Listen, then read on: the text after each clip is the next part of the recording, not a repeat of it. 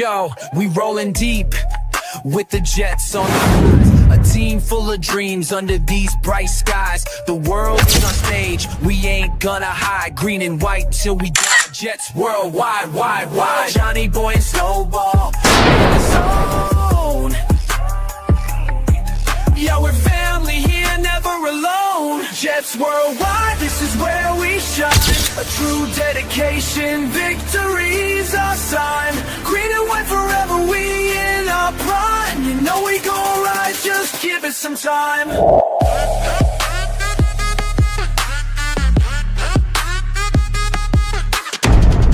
2025, hear the crowd going wild. You know we spitting truth, nothing but style. A city that never sleeps, we going buck wild. Our hearts beat as we Jets worldwide, wide, wide. Victory's a feeling, we won't let go.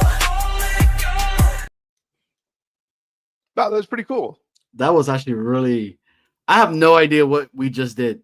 So it said go live and play the intro. So I was like, all right, let's go live and let's play the intro and see what happens. And you don't see us. And then the intro happens and now you do. It's pretty cool. I'm still in Italy, Johnny. And hey, you're in the future, I want to come home. I want to come home, man.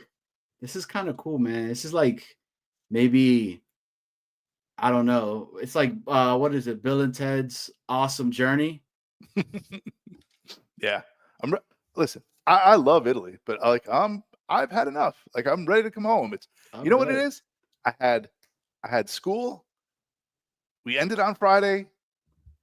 I had the weekend. I packed. Yeah, the math, right? School, 2 days off, and then we left right away. I haven't even been home for like after school. Like I just left and I came here. Beautiful country, great food, delicious. You know what I had tonight? You're never gonna guess what I had tonight for dinner. I'm gonna bet you never know. SpaghettiOs from America. I had sushi, Italian sushi. I don't know. It was weird. They don't know how to do sushi. Sushi. You know what it is? It was called oishi sushi, and they can't even pronounce it. They can't even say it. Like I can't even say it, but then they're trying to say it, and they're effing it up. Lots of things happening on today's show. We have so much news. It's not really a lot of news. Like it's just stuff that we knew was going to happen, but we'll talk about it with this guy, Dylan. What's his last name? Tereman. Dylan Tereman. I can't read, so I just say DT. DT, right? DT, baby. Yeah. The D. What was? Remember in wrestling? What was the DT? The diamond cutter. No, was it the diamond cutter? The Dang. DT. Yes, but there was another thing. There was like the DT. There was like a move. The DT. Anyway, I don't think that was called a DT. I've never heard no? of DT. I'm gonna look it up. This WWE was like the move was called the DT. Maybe it's the Dylan Tereman. Oh, it could be. Maybe they were like it was foreshadowing for the future. Who's here? Big shout out to Jack Talks Jets. What's going on, brother? Armand in the building. Afram, what's going on? Our guest is in the chat as well. Oh, that's right, Dylan. I'm so old and stupid. It was the DDT, but that's DDT, okay. That stands for, if you come from Brooklyn, the Dylan Tereman, right? Yes, sir. That's the way it works. Yeah, it's the Dylan Tereman. All right. Anyway, I'm loopy, man. I gotta get up early. That's future Snowball, guys. By the way, loopy. What? What's future Snowball? You, because you're in the future. It's already Saturday. Saturday. I am in the future. It's Saturday. Let me tell you, it's dark out. As will it be early Saturday for you as well. I guarantee it. All right, let's bring him in. Enough of this tomfoolery and DDTing and all this stuff. It's Dylan Tereman, and he's drinking coffee. What's up, guys? I'm so happy to be here. It's what's up? Very long overdue, but yes, it's the DDT, not the DT. But I would like to take any credit I can, so we'll call it the Dylan Tereman for today. Yeah, the Dylan Tereman DDT, the Dylan Tereman. Great. Who did the Dylan Tereman anyway? Which I feel like wrestler it was did just the like DDT? a basic move, right? You just kind of kicked him in the gut, and then you just like dropped him on their head, right? It was something like that. Wasn't the There was a couple DDT like people that was no? Didn't like they like it was like a pile driver, but like I don't know something I don't else. think He's so. he's looking it up right now. What was the DDT? Like I think Jake the Snake Roberts. Jake the did Snake the Roberts. DDT. Yeah, Uh-huh. that's way before my time. It looks Oh. like. I remember Jake the Snake. So I remember Jake the Snake Roberts. I was like, Apparently, he invented it by accident. That guy's got like such oily hair. I've been called Jake the Snake sometimes in my past. I was just about to say, you know, he looked like a porn star. So DT, we got you in, brother. How you been, man? How's everything going? I've been doing well, man. Everything's going. We're finally, we can smell the football in the air. We're a couple days away from rookies or veterans reporting. Rookies report tomorrow. Life's good, man. We talked about it a little bit off camera. Hello, Genergy. We talked about it off camera. I was finally able to get out and go golfing again. So first time since the accident, but I shot a 111. So there's some goods and some bads to come with it, but excited to we're getting to the end of summer. It's still really freaking hot here in South Carolina, but I'm excited, man. We're 3 weeks away from the first preseason game almost. Don't say 101 today. Do you know what I do for a living? What is that? Do you know what I do for a living? I do not. Okay, I'm a teacher, so you can't say we can't. It's almost summer you away. can't say it's almost the end of summer. You can't say that. You can't say that. I'm like a kid. Although 2 days after school lets out, I swear they have back to school materials in like Walmarts and supermarkets and stuff like that. Like they really get right back on it to get them back in school. They do, and it's horrible. Like has it been? That must suck. Yeah. Has it been a cruel summer? It's been a cruel summer. A cruel summer. Yeah. So, but so the Jets, man, like I don't know how to act. Snowball DT, like there's been no drama. There's been no real issue going on. I think the biggest issue that was occurring was the whole Aaron talking with Aaron, and the real Aaron said, "This is my boat. I'm the captain now." And I mean, right? Like that's really all the drama. The Mason Taylor stuff was occurring, but that got done. They don't have to worry about that going into training camp. Like DT, what's your thoughts on all this, man? Like, talk to me. Is this the start of maybe a organization that's being ran by actual adults, or what?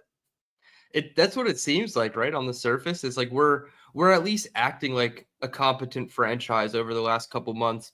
You alluded to it when AG spoke with Rodgers. That really seemed to be the only real tension point of the offseason. And that was at the very beginning, right? They'd only been here for a handful of minutes and they had pretty much a lot of big decisions to make about the personnel. So it felt like we knew there was going to be a big decision coming regardless at the very beginning. And there was a little bit of tension, and I'm glad AG didn't lean into it. And he just let Rodgers say his piece. And he's like, you know what, we'll just let it rock. He's not here anymore. And then they just went into this entire move in silence narrative, which is actually worked out like to a T, how it seems like they drew it up, right? Like we don't have anybody in the mainstream media now talking about, oh, well, is this player going to get paid in training camp, or are we going to have a holdout situation? So they've really done a good job of quieting the mainstream media and the way that they cover this team, which has just been so dysfunctional, to put it best. The reporting that's always coming out about our team is there you go. She said it perfectly. She took the words right out of my mouth. It's like the reporting is so dysfunctional because we're dysfunctional that now we have to operate like a true franchise and close our doors. Don't let anybody into the decisions we're making. And then all of a sudden you have a Garrett Wilson extension that nobody really thought was coming. I don't want to say we all, but a majority of us thought Sauce was going to get done first. And then all of a sudden Garrett gets done and it's $130 million, which is a little more than some people projected, myself included. But the move in silence has just like almost worked out too perfectly, where it's like, okay, something is going to happen that's going to cause a distraction. And then we have to see what the coaching staff does from there and how do they turn it around and make sure that it doesn't become a bigger issue than necessary. I have to agree 100%. Like I thought Sauce. I thought it was gonna be Sauce first. I really thought, and in my mind, I wanted Garrett done first because the NFL is truly gone into it's about the offense, it's about the offense, it's about the offense. And I was rocking with Afram last night, and Afram brings it up a lot, and he says, defense is what really wins at the end of the day of the Super Bowl, right? And I was like, damn, you know what? He's kind of right. Like, so that's one of the reasons that I thought it was going to be Sauce, but Gary got done, Sauce got done, right? And then now Mason Taylor this morning, that's whole, all of those guys that are on the second round that was drafted weren't getting picked up yet, or I mean, not getting picked up, but they didn't sign their contract. It's done. So we're really going into this training camp fully focused and being able to just say, let's play ball and let's see what we have. I gotta say, man, I'm excited, man. At the end of the day, though, and I've said it multiple times, and I wanted to get your thoughts. I still think this is still such an unknown. There's just so much unknown that they have as a team. We don't know what Tanner's going to be. We really don't. We don't know how Banjo is going to have these, the special teams rocking and rolling. We have no idea what AG is going to be, right? We're all projecting these things. We're all saying he comes from the Bill, Parcells tree. This is how he's going to rock. This is how he's going to be able to do things. But is that the case? Or can he just be Aaron Glenn and let that be the individual that runs the New York Jets? Yeah, I don't think he's going to be a carbon copy of Bill Parcells, right? Because if I remember correctly, Bill Parcells wasn't very keen on starting rookies right away, whereas AG, we've already heard him say, you can't be afraid to play the young guys. And I think that's something he learned from Jeff Ireland in his time in New Orleans. So you can tell that he's not going to be a one-for-one copy of Parcells, but there are a lot of traits that he possesses that it does seem like could be, Parcellian to a degree, the way he talks to the media, his, I guess, aggression during practices and things like that nature. So I'm just excited for AG overall. And maybe there's a good amount of pressure on him, to maybe perform immediately in year one. But for me personally, if you just take, maybe the wins don't come right away and they're not, an avalanche of wins, but if you can be competitive in every single game and you just prove that you're actually developing talent on both offense and defense. You said defense wins championships. It absolutely does. But you need to also focus on offense. We can't just be so one-sided like we were with Robert Saleh, where the defense was really, holding us up and propping us up. Now we have to be a complete, three-sided unit, offense, defense, special teams. So I'm excited to see just exactly how much time and, effort he puts into the offense as well. So although the expectations on the global scale from Jets fans might be a little bit high for AG in his first year, I just want to see competitive physicality, aggression, smart in-game management, and then smart roster management during the week, which I know has a lot to do with Muji as well. But we all know Aaron Glenn is the decision maker. So for me and AG, I'm tempering expectations, but I also want to see a bit of growth in year one. That's pretty substantial growth. I work in construction, right? And whenever we first get to a job site, we only have the paperwork we have on the job, right? We know the basic details, kind of like a coach coming in with a roster. He knows the names of the players on the paper, but once he gets there and he gets his hands on it, you can discover new things, right? We pull up a floor and all of a sudden your framing is bad underneath.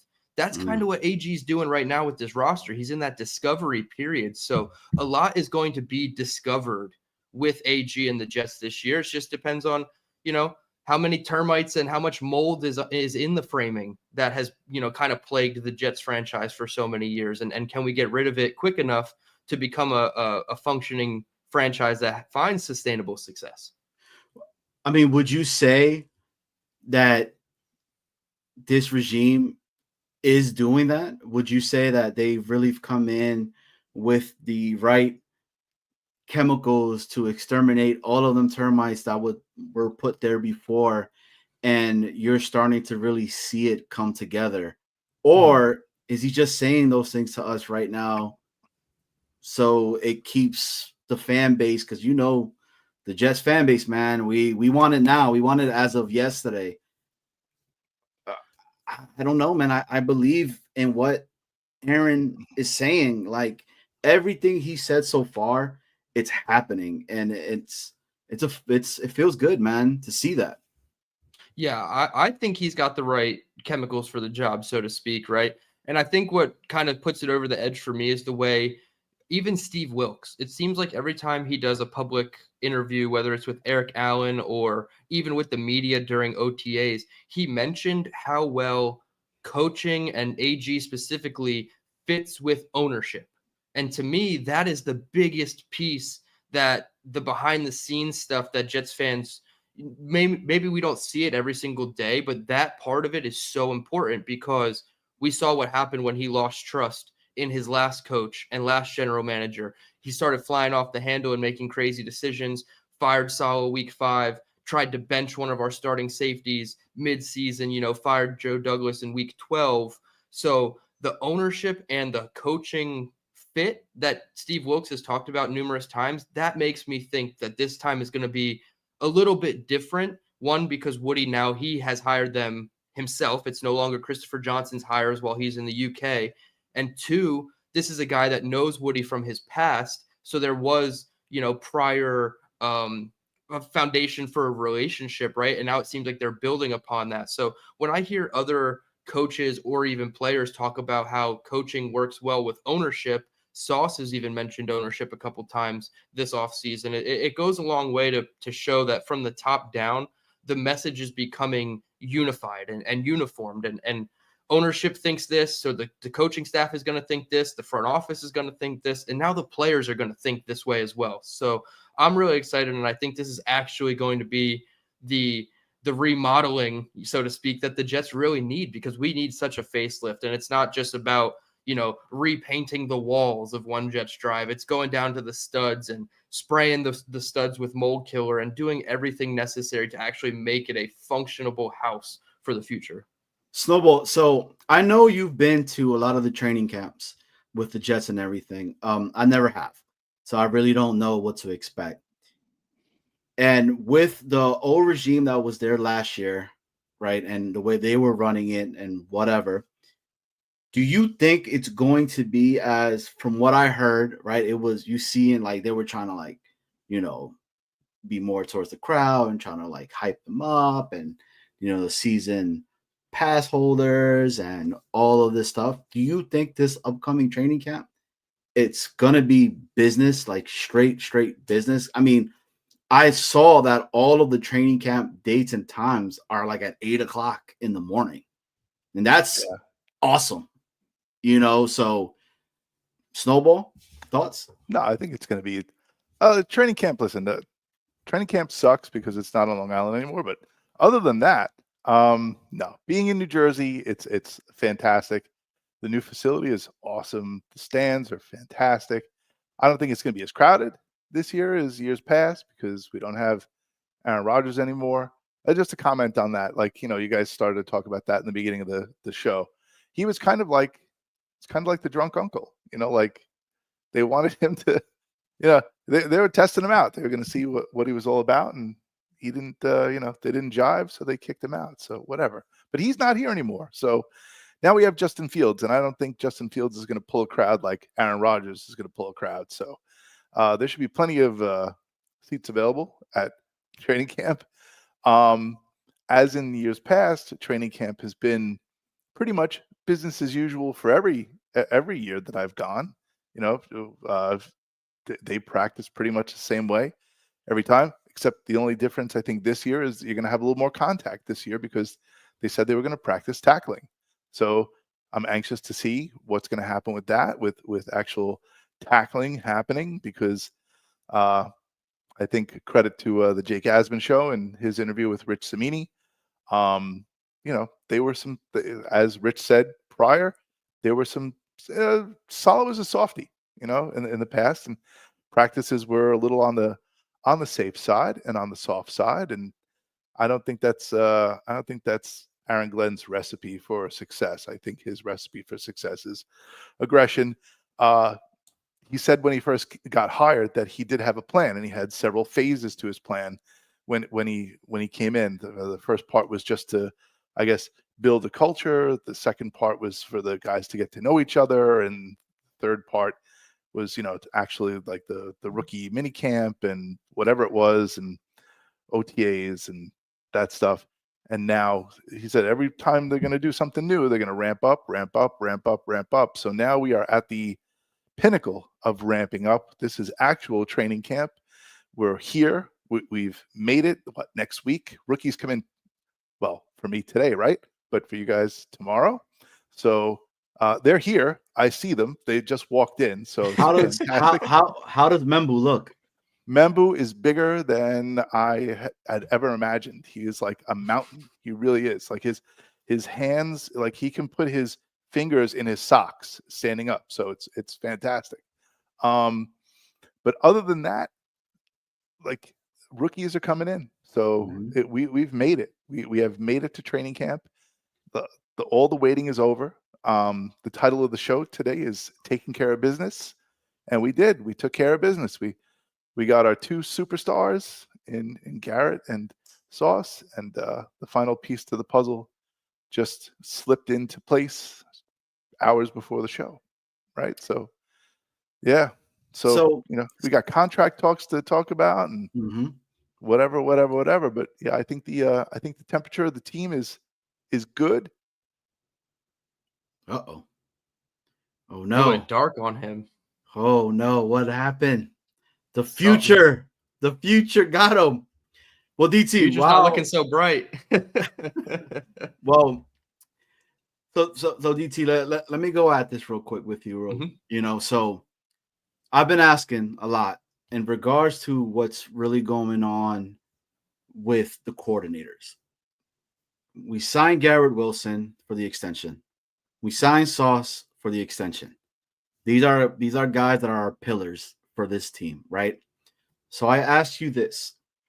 You have Tanner as the offensive coordinator, and you got Wilkes as the defensive coordinator.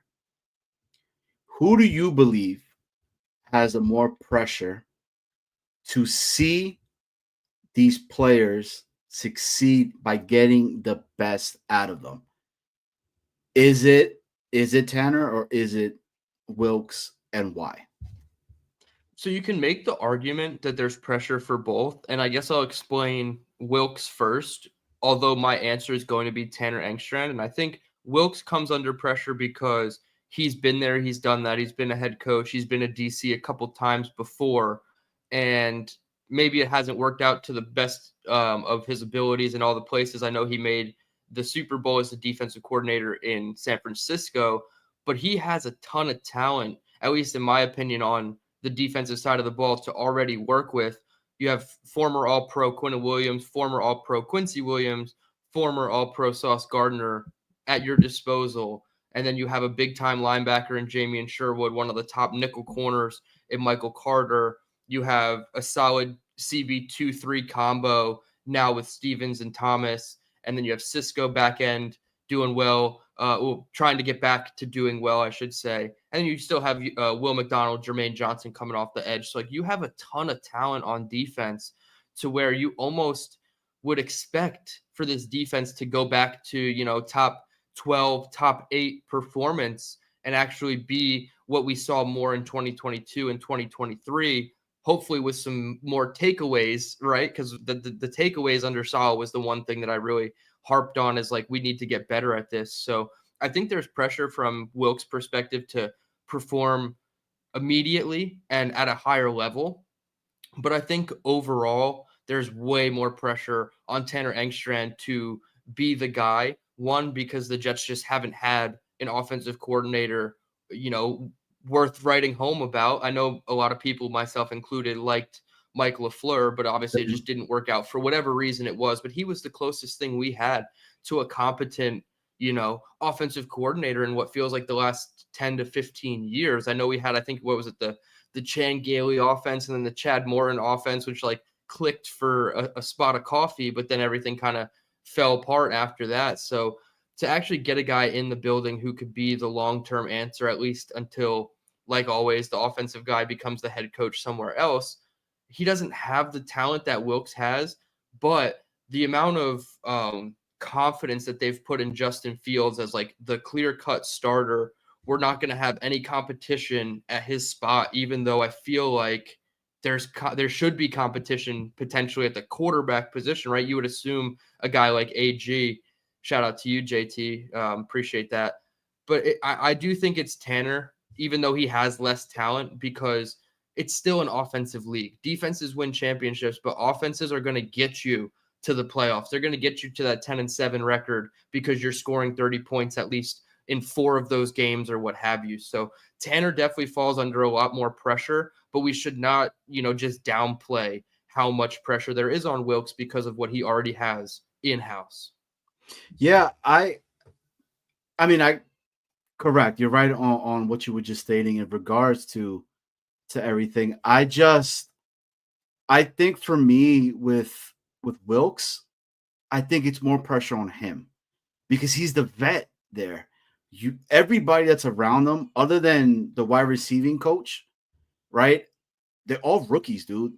Banjo, Tanner, and AG himself. So I think he has, because I think there's going to be at a point in time, maybe this is just me just being myself, but he's going to come and be like, AG goes up to Wilkes and say, hey, you've been a head coach before, right? What would you have done in this scenario? What would you be able to help me out to figure this part out, right? And then at the end of the day, I'm the head coach and I'm going to make the final decision. But we got Snowball back in a darkness retreat with a whole bunch of other people. So welcome back. Yeah, I don't know what the hell's happening. We lost power. The whole house is dark. So you're going to be on your own, man. That's it. I got to go downstairs. I got to figure out how to fix Italian electricity. Hey, you got this. I will do the best that I can, and I got this. Snowball. We good. You know how to end the show, right? Yeah, I think I pressed. I think I pressed Control Alt Delete. Well, hey, Yeah. This might be a 24-hour stream. So going for the record. Right. Listen, if I can get my electricity fixed, maybe I'll try to join back in. But otherwise, thanks for coming on, Dylan, and chat. I'll see. I gotta go fix some electricity right now. It was good to see you for a little bit, Snowball. Now it's really hard to see you. It was nice being here. All right, maybe good luck next week. with your electricity. Don't get shocked. Yeah. Thanks so much. Yeah, I'm gonna try. All right. Hey, I heard you been wanting to use those candles that you have somewhere stocked up there. Brown chicken, brown cow. All right. I'll see you, man. Later, man. Bye. Oh, that's too much. Oh man, that sucks. Well, live from the future. I guess we're gonna lose power tomorrow. I don't know. But could you imagine if we did over here too? Hey man, that guy is a day ahead of us. So but he's dealing with a lot over there. He's building barbecues. Now he's putting on his electrician hat. It's not just a vacation for Snowball over there. He's working hard. He's heading over there. He's headed to it's 12:30 in the morning over there right now. So you imagine being knocked out and just he's all hyped to be on the show and then boom, gone. But anyways, the last thing I would want at 12:30 is for my power to go out. Yeah, 100%. But all right. So Dylan, so with Wilkes, I mean, that's how I see it. That's yeah. Why I think he has the most pressure for me in regards to it. Honestly, man, for me right now, I think we're not really expecting that much from Tanner because of what you just stated, that the talent piece, he really doesn't have it, right? Compared to where he has it over there on the defensive side with Wilkes. So I mean, you made a good argument. So that's why I'm like, right. Damn, you know what? When you add in the fact that Wilkes has to be the sounding board for AG, it's going to bring in a lot of, Afrin, that's a good one.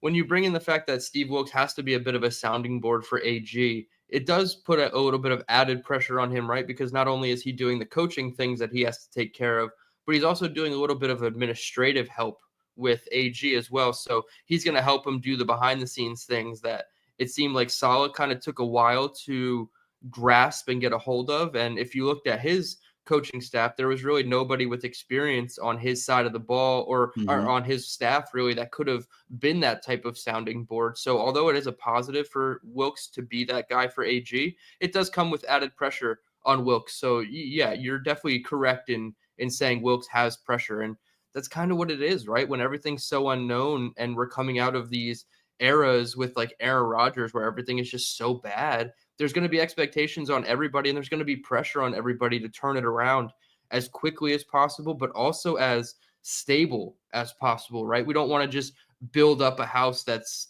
wonky and not structured properly. We want to build a proper house. And I think that's what they're trying to establish over there. 100%, man. I have to say it, man. And Afram hit it right there.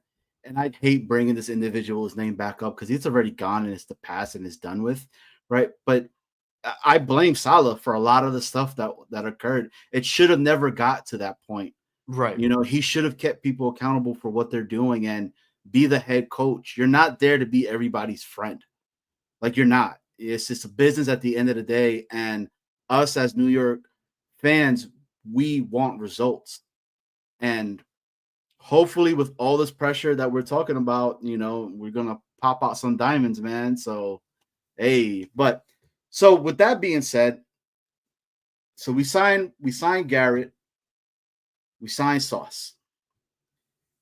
What are your expectations for them now? Right? Are you expecting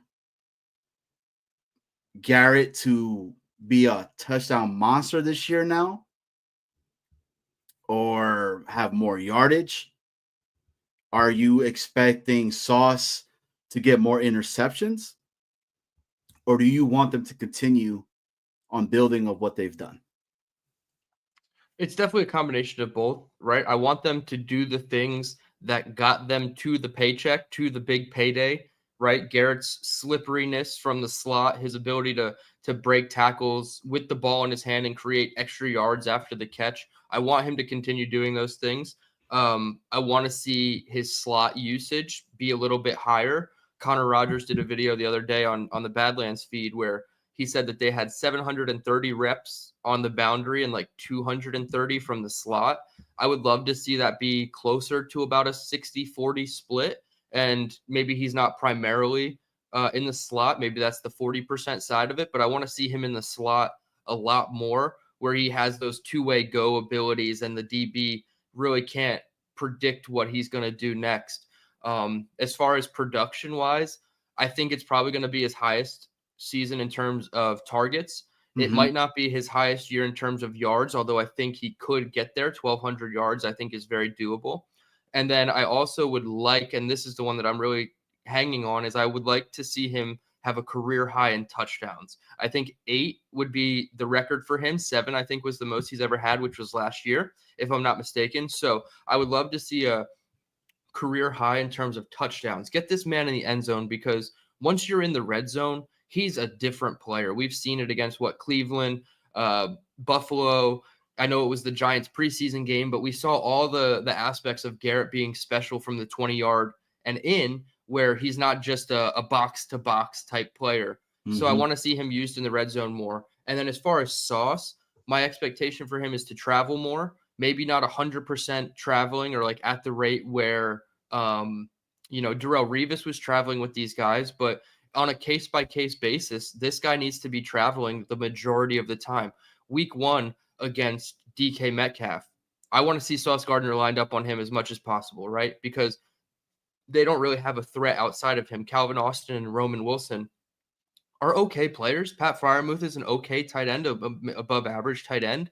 And then their running back, Jalen Warren, he doesn't inspire a ton of confidence. So if you put Sauce on DK and lock that side up, it's going to be really hard for them to get production elsewhere. Whereas week 2 against Buffalo, I don't know if I need Sauce to be shadowing Keon Coleman or Joshua Palmer or Khalil Shakir, right? Like, I feel like you can delegate your defensive responsibilities and not have to play the travel game with Sauce. So on a week-to-week basis, I want to see them utilize Sauce traveling. And I do want to see him, and I know the number is only 2 in a season would be his career high, but I want to see him get anywhere from 3 to 5 interceptions in this defense. When you're playing more man-to-man, you're not necessarily playing through the receiver and keeping your eyes on the backfield in zone coverage. But when you do turn around and put your back to the quarterback, can you turn your head around just 2 yards earlier and get your hands up and locate the football? Because he has every other quality of a downfield cornerback except for turning around and catching the ball at the apex of the play, right? Like when the receiver goes up for it, he's usually just playing through the hands of the receiver, which is great. But if you could turn around and put your hands up and make the interception, it's going to be all that much better. So I would say the expectation for Sauce, for me personally, is to have a career high in interceptions and obviously a career high in the rate at which he travels with the opposing team's number 1. 100%. 100%, man. I mean, same boat, man. I agree with you. I want to see too. You hit on it. Utilizing Garrett the correct way, right? Like that's super important, and they fell from that last year. That's why, right? It's intriguing with this training camp and what they're going to do and how they're going to be, because it's the first time. I mean, Brees was on talking about, we've been seeing a lot of RPOs and all that. Is that really what's going on, or is this just a whole, like, they're just saying that, right? Because they don't want to give out what's really going to happen. So I want to ask you this now, DT, in regards to training camp, what are the groups that you're really looking forward to seeing? Is it the tight end group? Is it the wide receiving group? Is it the defensive line group, the safeties, linebacking core? Like, what's your top 3 that you want to see, and why? Okay. So this will be, it won't necessarily be all because I have concerns. Oh, hold on. Let me answer this question first. I guess Gator. Oh man, I guess I'd pick Sabu, the old ECW guy. I think he just passed away not too long ago. Yeah, R.I.P. He just died. Yeah, he was after that crazy match that he had. Oh, it was after a match? I had no idea. Yeah, it was about like a week later, and his heart just gave out and it was done. Dude, he was crazy. The way he would set his chair up and like run and jump and flip off it. He was always like that athletic, like almost like Rey Mysterio of ECW. It's like the extreme version, right? So like I would have to say him. But I'm a big Undertaker guy. I grew up in like that era, Undertaker, Kane. So yeah, I would say either Undertaker or Sabu. Are you still watching now? No, I don't watch that much anymore. I used to watch in like middle school time, and then it just got too much to keep up with. And then, knowing it's fake, it's like it kind of pokes a hole into like my whole like thing about watching it. It's just tough. I'm going to SummerSlam. My daughter, that's cool. She was like, "Hey, I want to go to SummerSlam as my gift for because her birthday's in July," and I was like, say less, like we're going, so. Right. But yeah. All right, so you're gonna have to repeat the question. Alligator just threw me off. Hey, and Gator, if you get a chance, check out this wrestler named Joe Hendry. He's amazing. It's probably the best thing that's ever happened to wrestling. So they call him the Burt Reynolds of wrestling. So if that helps you out, Gator, just to give you a heads up on that. But The question was, now we're in training camp, right? Well, we're going into training camp, and there's a lot of different groups that I want to see again, because it's really unknown, right? There's been so much conversation about Quentin Williams, who's going to be next to him. Do they have that, right? Garrett Wilson in the wide receiving room. Who's wide receiver 2? The corners, it's Sauce, Brandon Stevens, AZ. There's just so much competition that I think is really brewing going into this training camp. The linebacking core, CJ Mosley is gone. Okay. And CJ Mosley did a lot of stuff in the background that's not talked about enough. He's gone. He's not there anymore. Right. Can Sherwood, can Mosley, can these guys be the team, well, the quarterback of the defense? Then you have a completely revamped safety room as well. So I say that, which are the groups that you are really looking forward to seeing, and what is it that you want to see from that group? Yeah, so I'll go with two groups that I want to see more from, and then a group that I'm just excited to see how much we can actually get out of the group. So the two that I'm worried about, not worried about, but I want to see something from, some tangible evidence that they're improving, are the safeties. When you have just Andre Cisco, who hasn't really lived up to expectation in 2024, had a very good 2022, 2023, that's going to be on the coaching staff and on the player himself to get back to form. So him being the headliner of the safety group is a bit of a concern for me, because the drop off after him, I mean, Tony Adams, how the hell are you still on this team when the owner actively tried to bench you, and then all of a sudden they tendered you and now you're making $3 million and you're in line to start? So I want to see just how much Tony Adams has in him as a starter, even though I don't think it's going to last long. And then what are you getting out of rookie Malachi Moore? How quickly can he step up and be the communicator, the high IQ, the cerebral player that we saw out of Alabama, and be kind of that Brian Branch role for Aaron Glenn? And I've said this is kind of a bit of a hot take regarding Malachi Moore. I think before his rookie season is up, or rookie deal is up, I think he's going to be wearing the green dot on his helmet. I think he's going to be the communicator getting the calls, just like Brian Branch was in Detroit. So I'm really excited about the safety group. Who's going to step up between Jordan and Dean Clark, Jarius Monroe, Jalen Simpson? One of these guys is going to have to make the roster as the fourth safety unless they go out and get a guy who gets cut. So I'm really intrigued to see how the safety room plays out and how quickly Malachi Moore can become the starter over Tony Adams. So that's the first one. The second one is a bit of an obvious one, but it's quarterback, right? What can Justin Fields do in training camp? How quickly can he prove that he either is or isn't the guy, right? Like, for better or worse, we know what we're going to get from Justin Fields in terms of they're going to give him the longest leash possible. He's going to play all 17 games if he's healthy. Even if the Jets are out of contention, I still don't think they're going to make a switch to Tyrod Taylor and try to, quote, save the season. I really feel like no matter what, Justin's going to be the starter. And if it's good, that's great. If it's bad, just how bad is it going to be? So I think training camp for Justin is going to be huge. And I don't expect a quarterback 3 to stick on the initial 53-man roster, but can Brady Cook or Adrian Martinez prove that they're worth at least being on the practice squad or the emergency quarterback list entering the season? So quarterback is number 2. And then the third position group, and this is one that's like I'm really high on the entire room, and I want to see just how good they can perform. That's the cornerbacks. I think it's the strongest unit on this team. Obviously, Sauce, we talked about before. Brandon Stevens, another guy who needs to kind of get back to form and be the player that we've seen flashes of. Just finish the play, man. Like you do 90% of the job. Can you do that last 10% or even an extra 5% with the Jets and like get that PBU instead of allowing the catch, and get that interception instead of just getting the PBU eventually? So Stevens, I'm not necessarily thrilled about being RCB2, but I do want to give him a chance. But then AZ Thomas, man. AZ Thomas might be my favorite draft pick of the entire class. And it was an unexpected pick at 73, considering they just gave Stevens the $36 million over 3 seasons. So AZ is going to be another guy like Malachi Moore. How quickly can he become the starting cornerback opposite Sauce? I don't think it's going to take that long. Maybe week 8, week 10, they move Stevens back to safety. And then obviously you have Michael Carter II, who I think coming off the injured season last year, if he's fully healthy, there's a very good chance that he's in consideration for AP All-Pro first team in the nickel, because they added that slot a couple seasons back.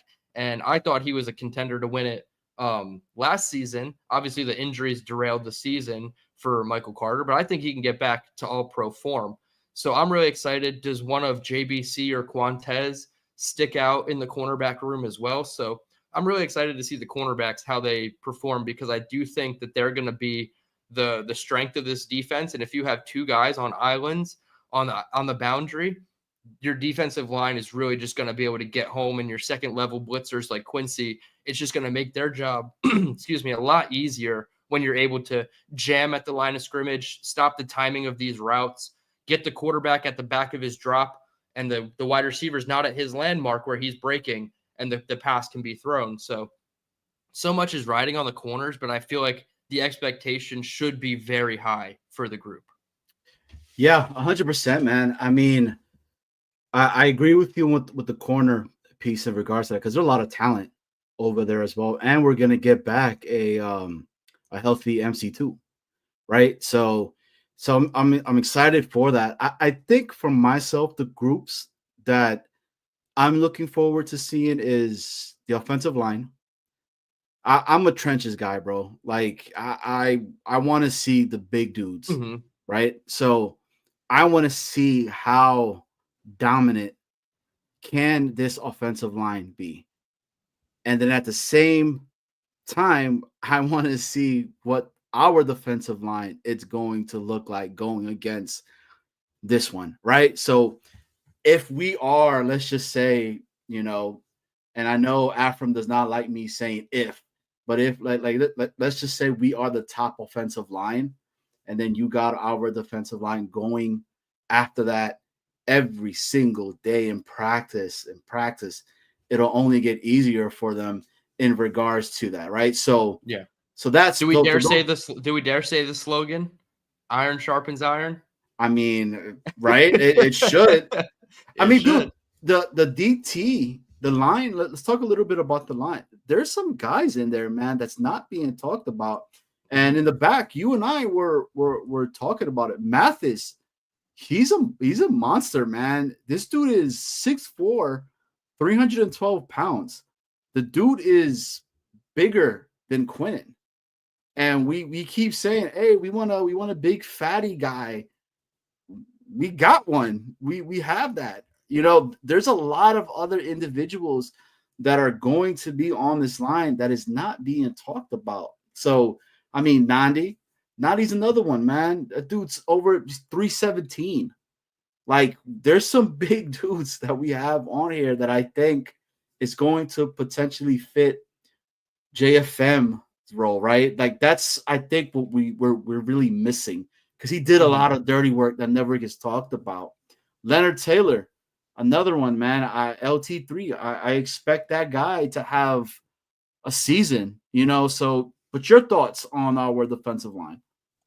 Yeah, coming into the whole process, I was a big advocate for Leonard Taylor III. I feel like if he was able to show consistency, he would be a really good secondary pass rusher. I'm not going to say he's the 3-down player next to Quinnen, but I do think he could give you the most pop and the most juice in the pass game. Maybe his run game stuff needs to still develop a little bit, but I was a huge LT3, let's get this guy up the depth chart kind of advocate this summer. Obviously, it seems like Byron Cowart, the former Chicago Bear, has kind of taken on that role. I know the media has pointed to him a couple times winning in practice. And again, there's no pads, so you don't know a ton of how well the offensive line is going to be able to block it up in pads. But it seems like Cowart is going to be the guy that's going to get the first crack at it. But like you said about Fedarian Mathis, he's just physically imposing, right? He's just a huge body in the middle.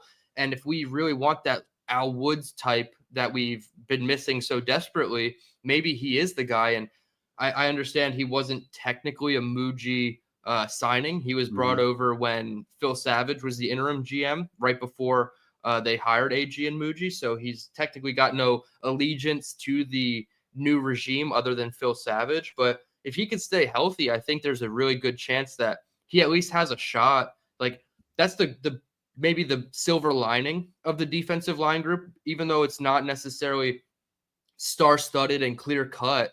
It's going to allow really good competition to take place, and whoever wins that job, we know is going to have a predominant role. So I guess I would say right now it's going to be Nandi or Cowart, but I would love it if like Mathis or Taylor could, show up as that second unit that comes in when your starters are a little tired, and they can come in and you have, Mathis and Taylor with Will McDonald and Jermaine Johnson on the outside, and you're not really, dropping off a ton of production. Obviously, the talent from Quinn Williams to anybody else is going to be a big drop off, but can somebody close that gap just enough to really be a solid secondary, unit on the defensive line? 100%. And it's something that I'm really looking forward to it, man, because again, just like you were saying, there's guys there.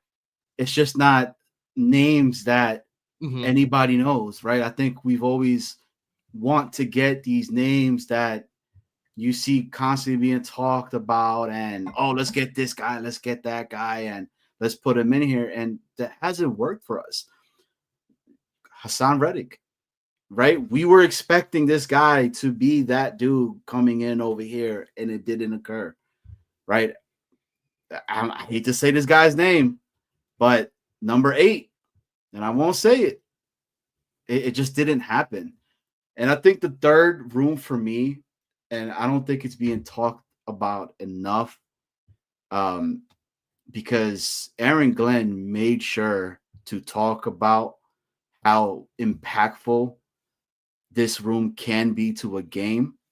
And it's the special teams, man. Like, who's going to be our kicker? If this defense is going to be really good and make that step that we believe it can, especially in the very beginning when we're having those growing pains and we're in close games, that it comes down to a field goal.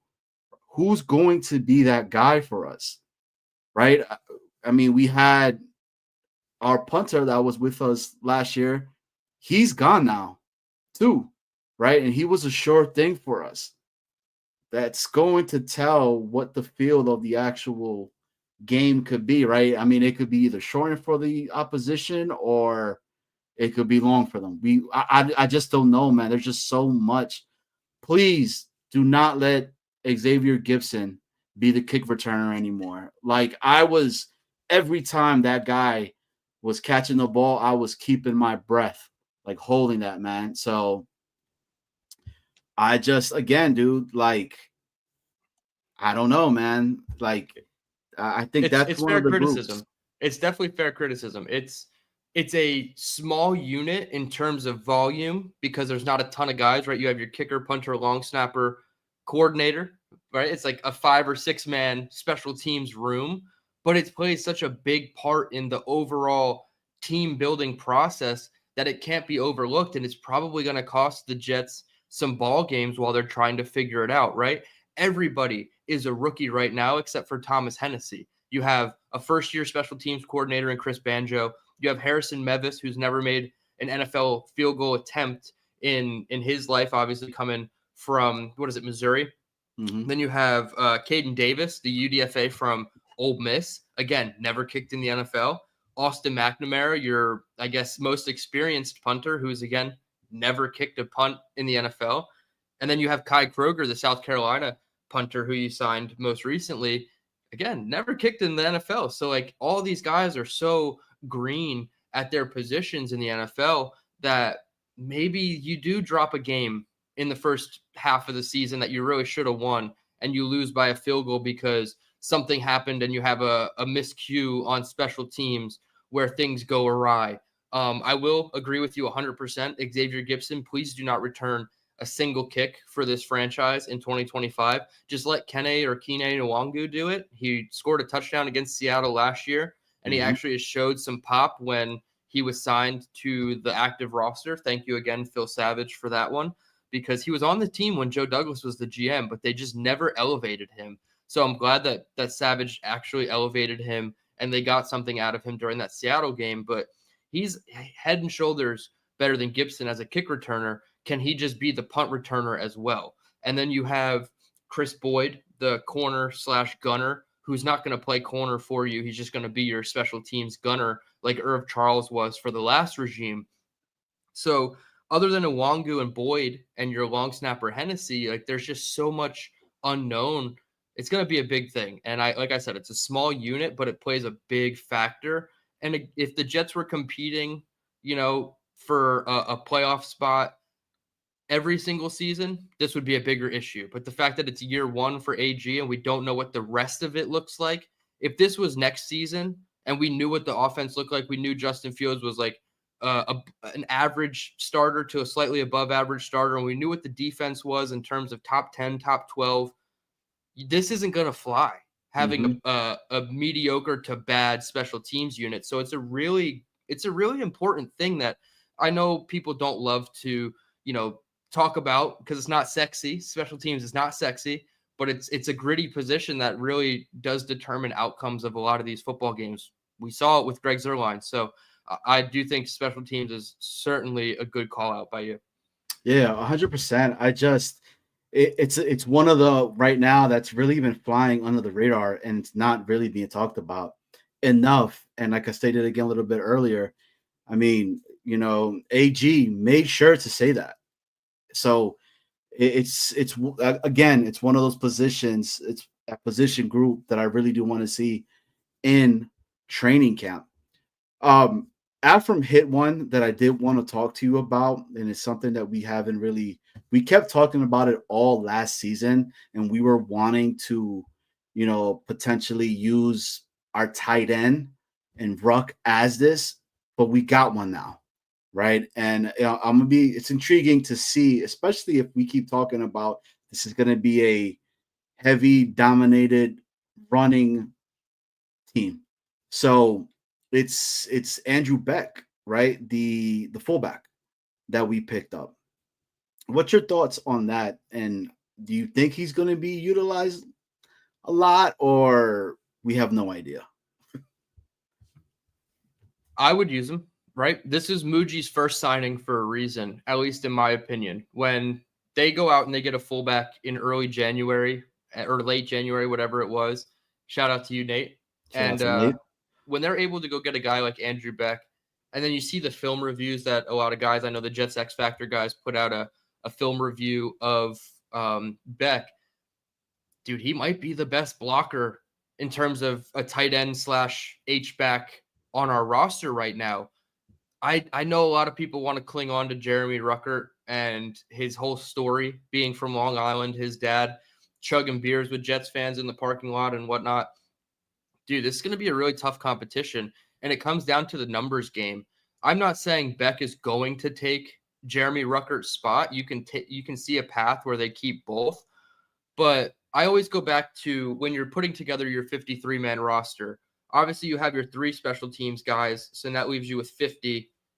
You kind of split it 25-25 offense and defense, right? Mm-hmm. You have your 2 quarterbacks and your 10 offensive linemen. I always do a baseline of 10 because we've seen what happens when you're light at offensive line and you have really bad players starting by week 12.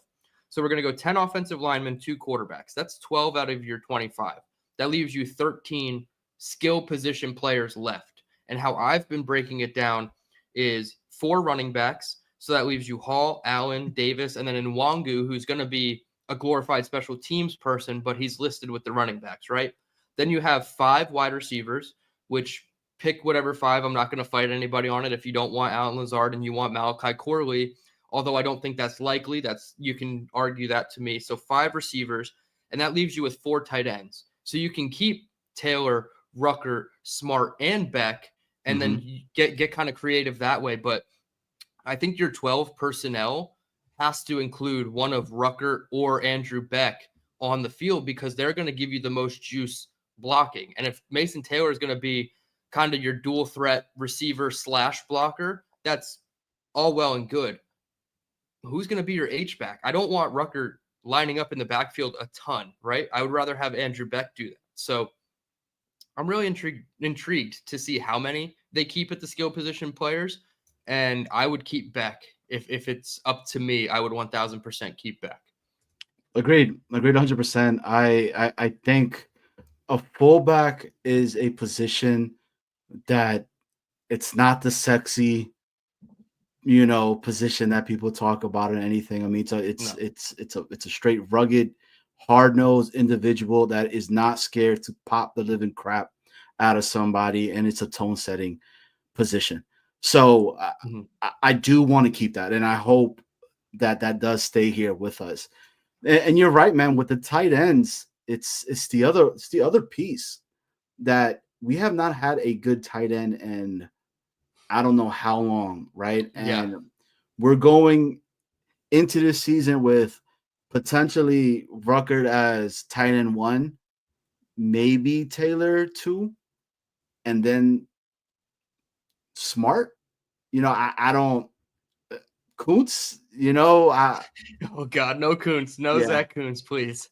But it does. It gets very hairy very quickly, and I've said this a couple times before, but I did a positional power rankings on my channel, and it was completely subjective. It was just how I feel, my confidence level in each position group. After special teams at number 10 was tight end at 9. So like you're being headlined by a rookie in Mason Taylor, which is all well and good, and I think he's going to be a fine player in this league. But what are your expectations? Like 400 yards and 4 touchdowns might be exceeding expectations for Mason Taylor. So it definitely gets a little weary. And obviously Jeremy Ruckert with 260 something career receiving yards over 3 seasons, you almost hope that he gets all those yards just in this season, right? Like if he can't get 250 yards, that's going to be pretty tough, right? So it is definitely a position that needs to be monitored pretty closely. 100% DT. I mean, it really does. Like it'll be intriguing to see how they really utilize the tight ends. I mean, are they going to utilize them as an actual weapon, right? Or is it just going to be that extra blocker that we need, and it's more of the traditional type of tight end? Because they're not. If I'm being honest with you, I don't think Mason Taylor is your traditional type of tight end. Jeremy Ruckert, Zach Kuntz, Smart. I don't, at least, right? So it's I'm intrigued by that group as well. So Dylan, so just to everybody in the chat, because we're gonna cut this a little bit more shorter tonight as well. So I already went ahead and I put in the link, everybody. So if you guys want to call in, you guys want to talk a little bit about all the takes that we're talking about today on the show itself with my guy DT. By the way, DT, where can everybody catch you at, man? I heard you got a pretty kick-ass show, man. Hey, I appreciate that. Yeah, I'm on YouTube now. It's about like the first 60 days, like middle of May, I started putting out content. I just put out my 30th video according to the YouTube studio dashboard that I'm looking at here. I have 30 videos up. So pretty good pace for the first 2 months, but it's at Dylan Tereman, just as you see it on the screen here. No underscores, no hyphens, just pure at Dylan Tereman.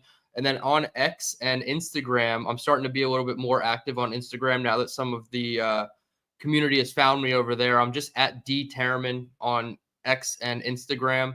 I'm also in Discord, so if you want to add me in Discord, I'll drop that in the comments once I know exactly what my username is on Discord. But I think it's also just at D Tereman or at Dylan Tereman. So always one click away from you being able to reach out. So X, Instagram, Discord, and the YouTube channel is what we're pushing right now.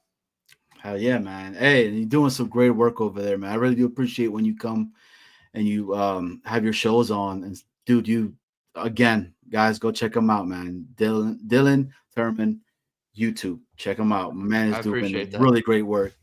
So Dylan, let me ask you this then. Pittsburgh. I mean, dude, if we're gonna blank and Pittsburgh it's happening. Yeah. And I wanted to ask you, right? I think it's AG versus Tomlin. Okay. First game of the season. I know it's the first game of the season, but I wanted to ask you this. We go into Pittsburgh. Now, I understand there's no such thing as moral. Oh, Snowball's coming back. So I know there's no such thing as a moral victory, right? But let's just say I want us, first and foremost, I want us to beat Pittsburgh. So I'm going to put that out there. I hope we kick the living dog crap out of Aaron Rodgers. And just let everybody know that AG's New York Jets are here to make some noise. We go into this game. The kicking situation is really unknown. It actually falls down to us having to kick a field goal and we lose because of that reasoning, right? The way I look at that, if that's the case and it's a very competitive game and we're not getting our asses whooped, because look, I think Tomlin's a hell of a coach, and I don't think that he doesn't get as much love as he should. I really believe. I mean, dude, Pittsburgh fans are talking about getting rid of this guy. Must be nice to go to the playoffs every single year, right? Yeah. But if we go right ahead, he's back, baby. I think he took a nap, if I'm being very honest with you, because look, he looks very refreshed. He just had to use the bathroom. That's all it was. He come back refreshed. So apparently you can't run 4 air conditioners and turn the dishwasher on at the same time. So yeah. Anyway, got that figured out. Well, we've been holding it down, Snowball. So, and it's been going pretty smooth. I put the link inside the chat. I don't know how to pin it, but right. I got you. So, but right now, Dylan, I was asking him a question about the first game going against Pittsburgh. We don't believe. I know a lot of people do not believe in moral victories, but we go into this game. It's very competitive. We lose by 3 because of our kicker. Right. Let's just go ahead and just say that. What do you take from that? Is that something that you could be like, dude, we went toe-to-toe with a first-time head coach against a Hall of Fame coach. Justin Fields came in here. He did not turn the ball over. He was doing really well. It just came down to our special teams. Your thoughts on that? And then I am going to highlight Nate's question here because it's a really good one, and I like to talk a little bit about that as well. Dylan? Yes. So I think given all those context points that you used, Justin Fields has an okay game. He doesn't turn the ball over. He's not a complete disaster like Zach Wilson versus the Patriots. The defense is okay. They do their job. And then you just fall short from the special teams unit and you lose by 3. I think I would be okay with a loss like that to open the season. I guess it would just depend what the actual score of the game was. Was it 23-20 or was it 10-7? Because if it's 10-7 and we lose by a field goal, that's really upsetting because it shows that the offense wasn't really doing its job. It wasn't performing. If you only get into the end zone one time, perhaps we don't even think it's an offensive touchdown, right? It could have been a defensive touchdown or special teams touchdown. So given all those context points, I guess I would be okay with that being the reason we lose is a rookie kicker doesn't make his kick in a really high pressure situation I guess it's MetLife, so it's not Pittsburgh. I was going to say, because Pittsburgh is a very hard place to kick. Shout out Doug Bryan, you asshole. But it's one of those things, right? So I guess all those context points, that's a nice little sneak peek. Given all those context points, I would be okay with that. But again, I'm not in the realm of let's fall on a moral victory and let's be okay with it, because I want to start the season 1-1 before going down to Tampa and hopefully winning against the Bucs, because then that opens you up to start 2-1, 3-1 against Miami. If you're 3-1 going into the Dallas game, like everything can just snowball in a very positive direction. If you lose in that type of way in week 1, you're setting yourself up for the back pages and the Good Morning Football people to just rip you apart and go, this is the same old Jets. And now you have to dig out of that hole to not go 0-2. So I would be okay, but again, I'm not in love with that scenario you presented. True. Snowball, thoughts? I have no idea. I was just trying to pin the link. So I really wasn't listening to you. I was like trying to put images in the background and stuff. So what are we talking about? Week 1? Yeah, so we're talking about our moral victories. We lose, but it's a close one. We talked about this last week. Same thing. It depends on how you lose, or it depends on how you win. So, if it's close at the end and you lose because of a fumble or a missed field goal or something like that, and you held your own, and if you miss a field goal, you messed up. That's it. Mm-hmm. Like you had the opportunity to win, you didn't win.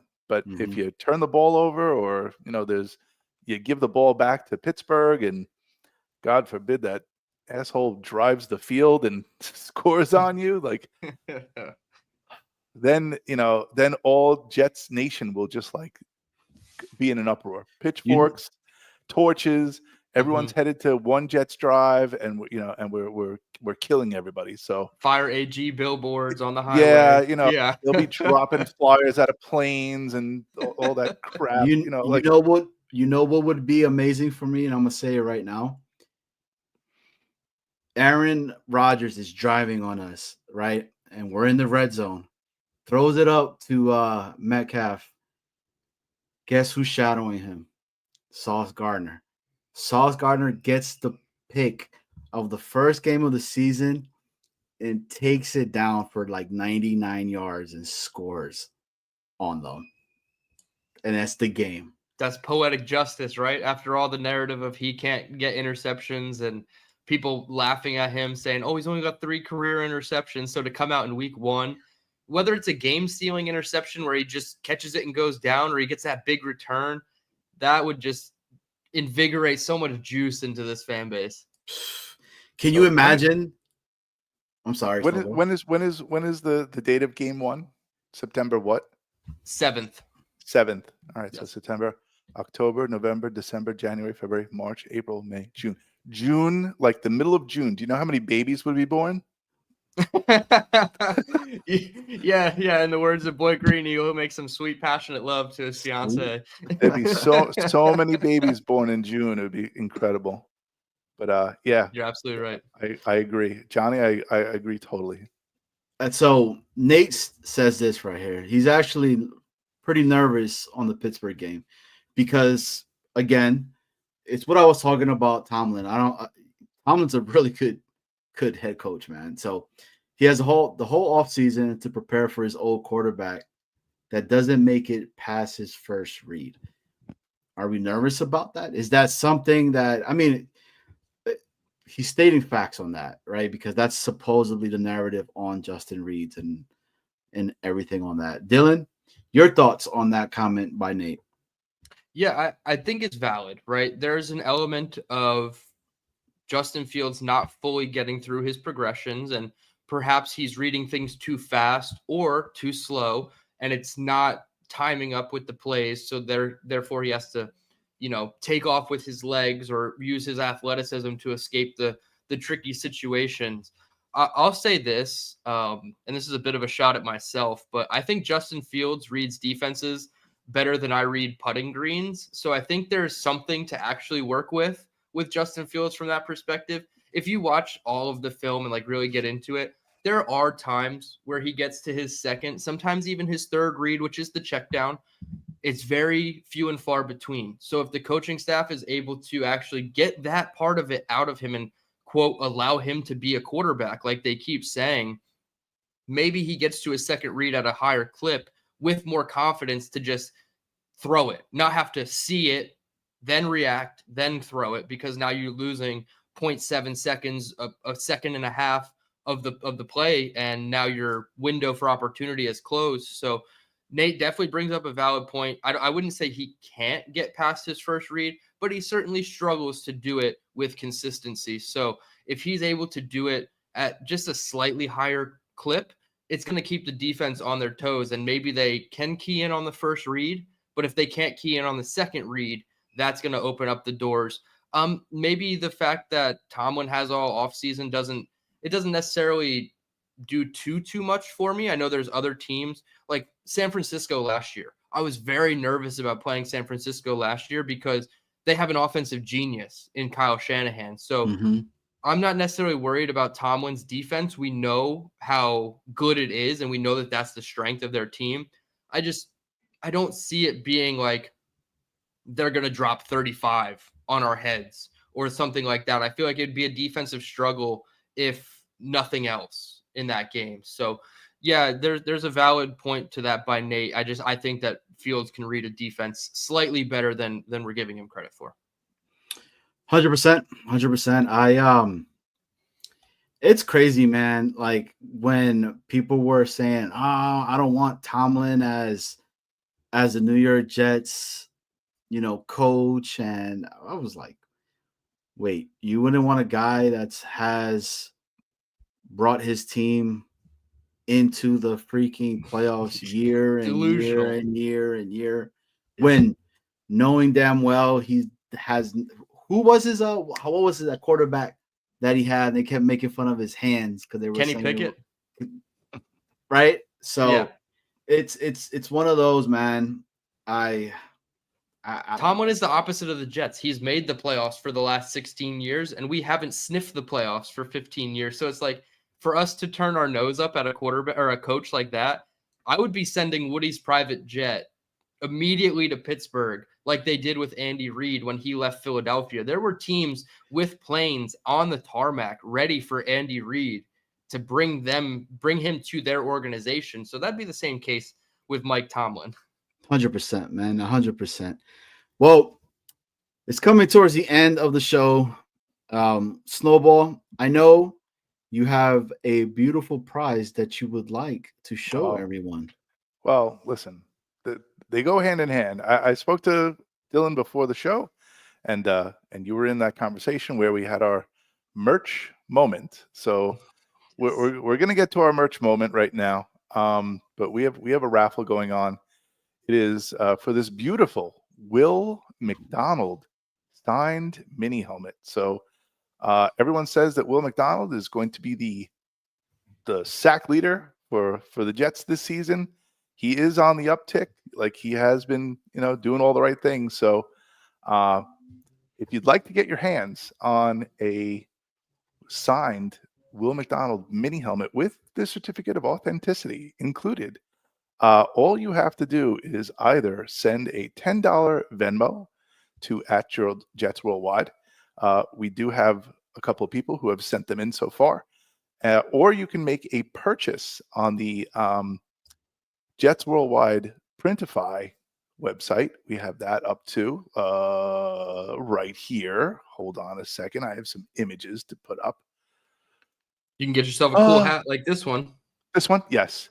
At the Jets shop, right? At the jetsworldwide.printify.me. If you go there and you make a purchase of over $20, you'll be entered into the raffle. We'll be doing a drawing on August 8th for this.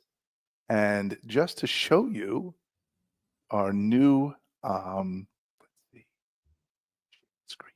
What am I doing here? Okay. All right. Can I do this? You guys can't see that yet, right? Nope. No. Hold on a second because I'm doing something here. Snowball, let me Okay, bring right up here. This. Can you see that? Yes. Oh. Yes. Okay. Look at So that. we have a new shirt. It is the Jets Worldwide huge logo on the front, as I am wearing. And we also have the back now featuring the @Jets Worldwide underneath. So it is a high quality shirt. It is in green or black. What's really nice is see the tag even has that's nice. Jets Worldwide on the tag. So if you'd like to get your hands on one of these in either green or black, we have them on the website. So check it out because it's awesome. And yeah. We do have a current model that is modeling the brand new Jets Worldwide hat, and I would like to bring them out. Hey, now. There you go. Yes, this is honestly a really clean hat.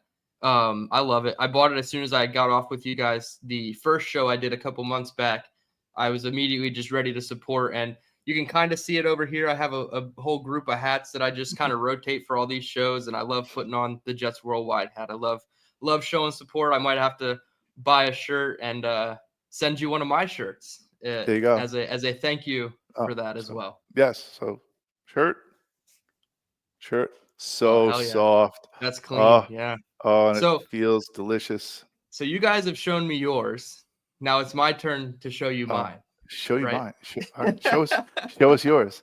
So today in the mail, I finally just got, and it took a couple days, I got a nice pullover DT hoodie for when we get to the requisite. Dude, that is fresh.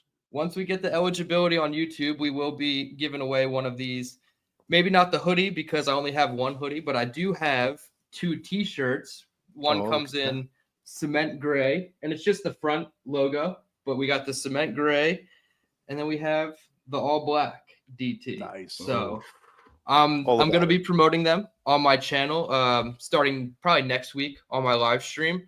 And then every time I get an order of 10, I'm going to try to put a big order in and then send them out to everybody. So we're getting there, right? 2 months into the YouTube thing, and we're starting to get some merch, and I'm really excited. It's such a clean look. I love the logo that Gator was able to make up for me. It's simple, but it says everything it needs to, right? So really DT, excited to have show all the the merch. show the hoodie again real quick. Yeah, absolutely. Because it shows the logo really well. Yeah, it's just a simple pullover hoodie. Look at that. Super soft material. I'm a huge fan of these. I got it from a guy who I used to work for, and he made t-shirts for the restaurant that I worked at, and I know how quality they are. Like it's so soft. It's core fleece, Gildan. So I'm really excited for this. This is gonna be fun. I can't really wear the hoodie because it's 90 degrees every day in South Carolina, but Dude, if I turn the air conditioner down enough, I can wear it in the house. dude, I am normally in a hoodie because it is freezing in my house because of Yeah, I got a blanket on right now because I keep my house at like 67, 68. So, yeah. but when you walk outside and it's 90, it's hard to take the hoodie off, put it on, take it off. So I use the blanket in the house. Dude, it hit 101 over here at the beach today. It was hot Yeah, as man. anything. Dude, getting in my car and the temperature says like 107 after work. It's like, oh, my car's been baking in the sun all day. It's gross. And then I also want to show the original model, the model that started it all. If you don't know who I'm talking about, you have not been watching Jets Worldwide, wide, live from Italia, Mr. Snowball. See Snowball, that? That's right, man. I see you have a fresh new shirt. This is the Italian prototype. So I had these made while I was here, and I was like, "How's it going to look?" And they look really good. So I put the design up on, like I said, on jetsworldwide.printify.me. Your purchase of $20 or more will enter you into the raffle for the Will McDonald signed mini helmet with a certificate of authenticity. And we'll be doing that drawing on August 8th on the show. And again, I will not be in New York on that day. I will be, again, worldwide. I'll be down in North Carolina. So that's it. Continuing my reign of traveling. It's because I'm never we're home. Jets Worldwide. Why? I'm never never home, know man. where we're gonna be, but we're worldwide. Worldwide, baby. Mm-hmm. DT, this was awesome having you back on, man. We really, really, really appreciate you coming on the show. Awesome content. You're also bringing out great content on your show itself. Please, again, for everybody that's watching the show, hit the like, hit the sub, and then after you're done with doing that, go on over to Dylan Tereman's YouTube channel and go get him a sub as well. DT, again, tell everybody where they could catch you. What are you going to be doing? Are you doing any shows coming up soon? And yeah, floor is yours. Absolutely. I appreciate it. This was long overdue, and I appreciate you guys dealing with me as life gets in the way sometimes. So yeah, Dylan Tereman on YouTube, just my full name as you see it on the screen right there. We just surpassed 500. I'm looking at 515 subs, so we're on the road to 1,000, and I would love to get to 1,000 before we dominate Aaron Rodgers and the Pittsburgh Steelers in Week 1. I have a ton of content I put out this week. Obviously, the breaking news with Sauce and Garrett and Mason Taylor. I'm trying to do at least one live show per week. It's kind of been falling on Mondays just due to my scheduling. It might not be consistently Mondays, but next week I do have 2 really good guests. I have Antoine Staley coming on Tuesday with me. That's probably not going to be a live show, just a pre-recorded training camp primer. And then on Wednesday, I'm going to do a live show with the great Matt O'Leary, and we're going to go live at about 7 o'clock on Wednesday afternoon. So I'm definitely trying to ramp up a ton of guests. I've already had Buffalo and Will Parkinson on my show, and we did excellent numbers with those guys. So I'm hoping to really just boost up the watch hours so that I can get the eligibility to be monetized on my account. I have the subscribers. I just don't have the watch hours. So I'm pumping out as much content as I can. And it's a little early, but for those who are interested in the NFL draft, I have quarterback breakdowns for Lenora Sellers of South Carolina, Cade Klubnik of Clemson, and then I just had to fight with YouTube and trim up the clip a little bit because they blocked my video of Drew Aller, but Drew Aller is now also back up on my channel, and they have articles to go with it on jetnation.com. So still contributing over there in article form. And I'm kind of just, ramping up. I mean, we're getting into it. The film for what the Lions did and what the Jets can do, that's on the way. And I'm going to continue breaking down college quarterbacks until we figure out if Justin Fields is going to be our guy. So at Dylan Tereman on YouTube, at D Tereman on X and Instagram, and on the Discord. Find me on the Discord. Just type in my name, and I'm sure you'll find me in there too. And any questions anybody has, you can find me on one of those 3 platforms, and I'll be happy to answer it. So really excited, man. We're a week away from real news happening, hopefully consistently going live 2 times a week with real information to talk about coming up here. Hell yeah. Cannot wait, my guy. So DT, it is always a pleasure, man. We really do look forward to having you back on the show again. Absolutely. The content that you provide and your takes are awesome, man. I mean, they're very knowledgeable, very well thought out, and we love having you up here, man. So it's always a fun time, and it's us, man. So keep doing your stuff, brother. Oh, yeah. Keep holding it down, and you're always welcome at Jets Worldwide. Thank you, guys. You guys are awesome. One of the best duos on YouTube out there doing Jets content. So I appreciate you guys always. And this is not going to be the last time. This is the second time of many, many appearances for us 3. So really excited. All right. Hell yeah. Very good. Later, DT. Yep. You guys We love have a you, great night. DT. See you, man. Take care. Yeah. And then there's 2. We got back. Yeah. Power's back on, but now it's time to go to sleep. So yeah. Long ride to Rome tomorrow morning. So gotta get up early. It's what, like almost 2:00 in the morning here. So gotta get some sleep and then get up at in 4 hours and start driving. So yeah, that's it. Oh, look at that. Nick is in the building. Thanks to all you wonderful men, especially Snowball. Buonasera. Oh, buonasera to you too. Buonanotte. And I'm going to hit the hay. Power's on, but now lights are going off. So that's it, man. It was nice to be here in the beginning and in the end. And that's it. Afram, you ready, baby? For Arian Smith? Arian Smith. Oh, Snowball, you had to be there to know what he's talking about right now. Oh, yeah? Yeah, it's We'll every talk time now I think about Arian Smith, I just think about what Afram said, and it makes me laugh. It's very funny. Very funny. Well, I'll have to watch. It happened during tonight's show? No, it happened on a big shout out to Dan and Liam. The Afterburners came back yesterday, so major shout out to them boys over there. And it was hilarious, dude. I was cracking up.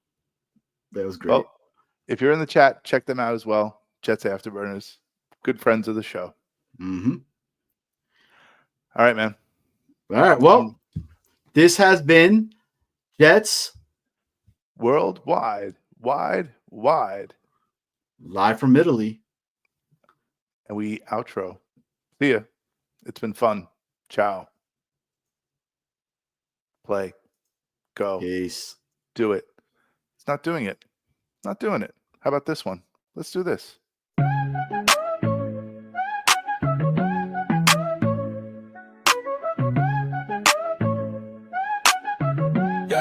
Yeah.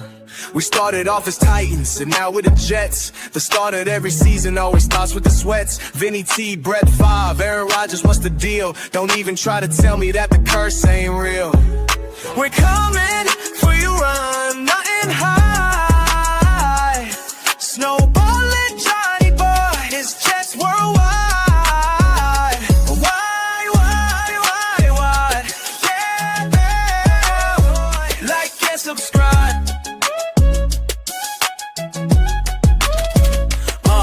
But fumble, fail, Mary, choking Fitzpatrick. The end of every season is always tragic. Doug Bryant missed, everybody got pissed. Super Bowl seasons ended with just one twist. 15 years without the playoffs. Is Aaron Glenn legit? We're the friggin' New York Jets and we're built for the shit. We're coming for you real and high.